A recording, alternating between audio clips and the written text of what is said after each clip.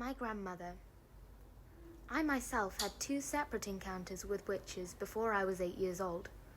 From the first, I escaped unharmed, but on the second occasion, I was not so lucky. Things happened to me that will probably make you scream when you read about them. That can't be helped. The truth must be told.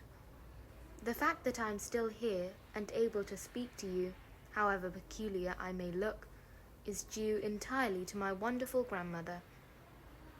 My grandmother was Norwegian. The Norwegians know all about witches, for Norway, with its black forests and icy mountains, is where the first witches came from. My father and my mother were also Norwegian, but because my father had a business in England, I had been born there and had lived there and had started going to an English school. Twice a year, at Christmas and in the summer, we went back to Norway to visit my grandmother. This old lady, as far as I could gather, was just about the only surviving relative we had on either side of our family. She was my mother's mother, and I absolutely adored her. When she and I were together, we spoke in either Norwegian or in English. It didn't matter which.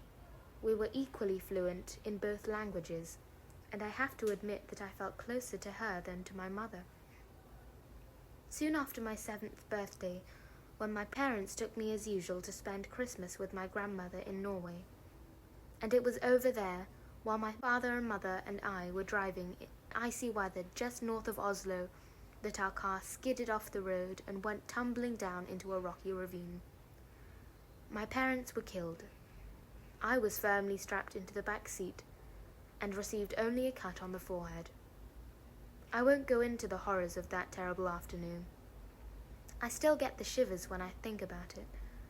I finished up, of course, back in my grandmother's house, with her arms around me tight, and both of us crying the whole night long. "What are we going to do now?" I asked her through the tears. "You will stay here with me," she said, "and I will look after you." "Aren't I going back to England?" "No," she said, "I could never do that. Heaven shall take my soul, but Norway shall keep my bones." The very next day, in order that we might both try to forget our great sadness, my grandmother started telling me stories. She was a wonderful storyteller, and I was enthralled by everything she told me. But I didn't become really excited until she got onto the subject of witches. She was apparently a great expert on these creatures, and she made it very clear to me that her witch stories, unlike most others, were not imaginary tales. They were all true. They were the gospel truth. They were history.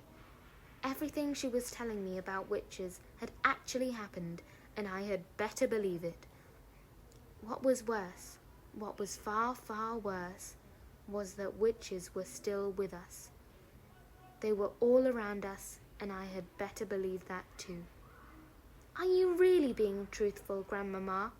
Really and truly truthful?" "My darling," she said, "you won't last long in this world if you don't know how to spot a witch when you see one."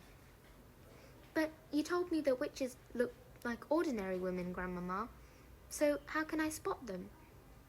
"You must listen to me," my grandmother said. "You must remember everything I tell you. After that, all you can do is cross your heart and pray to heaven and hope for the best." We were in the big living room of her house in Oslo, and I was ready for bed.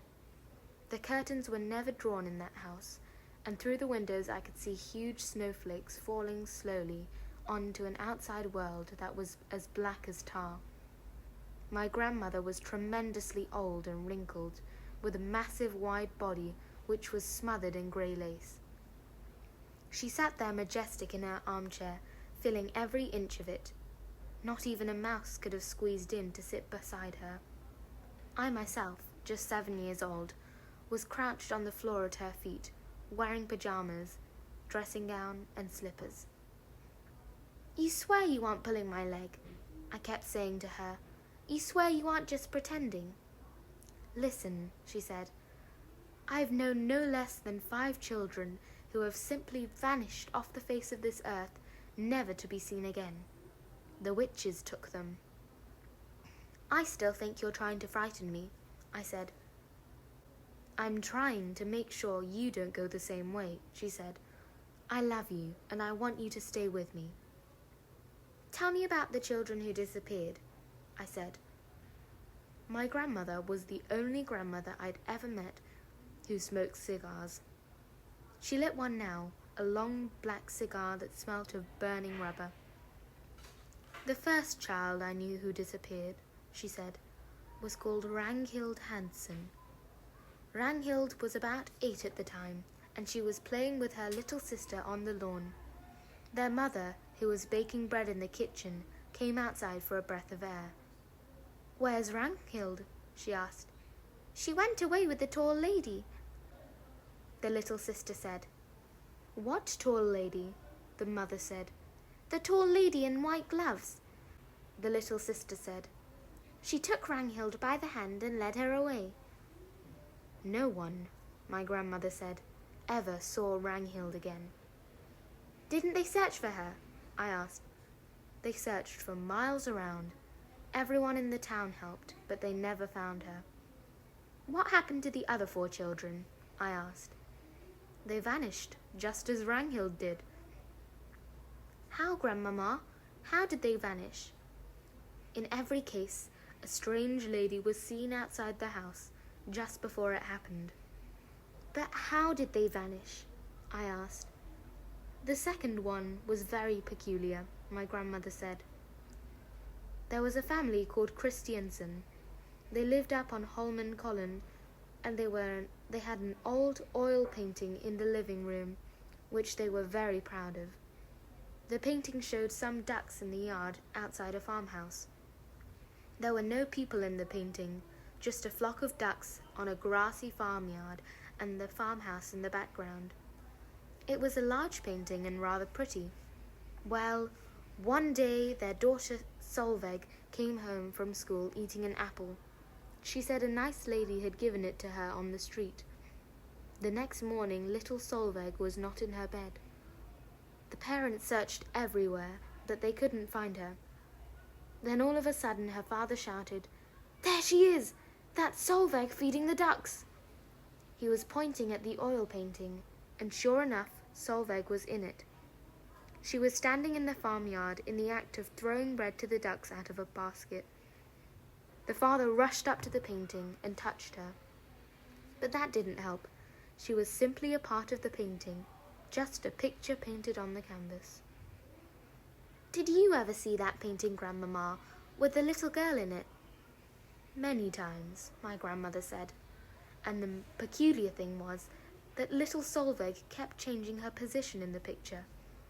One day she would actually be inside the farmhouse, and you could see her face looking out of the window. Another day she would be far off to the left with a duck in her arms. "Did you see her moving in the picture, Grandmama?" Nobody did. Wherever she was, whether outside feeding the ducks or inside looking out of the window, she was always motionless, just a figure painted in oils.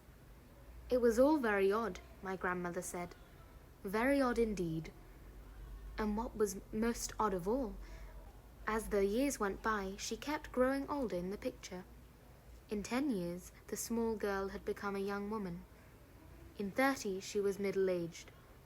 Then all at once, 54 years after it happened, she disappeared from the picture altogether. "You mean she died?" I asked. "Who knows?" my grandmother said. "Some very mysterious things go on in the world of witches." "That's 2 you've told me about," I said. "What happened to the third one?" "The third one was little Birgit Svensson," my grandmother said. "She lived just across the road from us. One day she started growing feathers all over her body. Within a month she had turned into a large white chicken. Her parents kept her for years in a pen in the garden. She even laid eggs." "What color eggs?" I asked. "Brown ones," my grandmother said. "Biggest eggs I've ever seen in my life." Her mother made omelettes out of them. Delicious they were. I gazed up at my grandmother, who sat there like some ancient queen on her throne. Her eyes were misty grey, and they seemed to be looking at something many miles away. The cigar was the only real thing about her at that moment, and the smoke it made billowed round her head in blue clouds. "But the little girl who became a chicken didn't disappear," I said. "No, not Bridget. She lived on for many years, laying her brown eggs." "You said all of them disappeared." "I made a mistake," my grandmother said. "I'm getting old. I can't remember everything." "What happened to the fourth child?" I asked. "The fourth was a boy called Harold," my grandmother said. "One morning his skin went all greyish-yellow. Then it became hard and crackly, like the shell of a nut. By evening, the boy had turned to stone." "Stone?" I said. "You mean real stone?" "Granite," she said. "I'll take you to see him if you like. They still keep him in the house. He stands in the hall, a little stone statue. Visitors lean their umbrellas up against him." Although I was very young, I was not prepared to believe everything my grandmother told me, and yet she spoke with such conviction, with such utter seriousness, and with never a smile on her face or a twinkle in her eye, that I found myself beginning to wonder. "Go on, Grandmama," I said. "You told me that there were 5 altogether. What happened to the last one?" "Would you like a puff on my cigar?" she said. "I'm only 7, Grandmama." "I don't care what age you are," she said. "You'll never catch a cold if you smoke cigars." "What about number 5, Grandmama?" "Number 5, she said, chewing the end of her cigar as though it were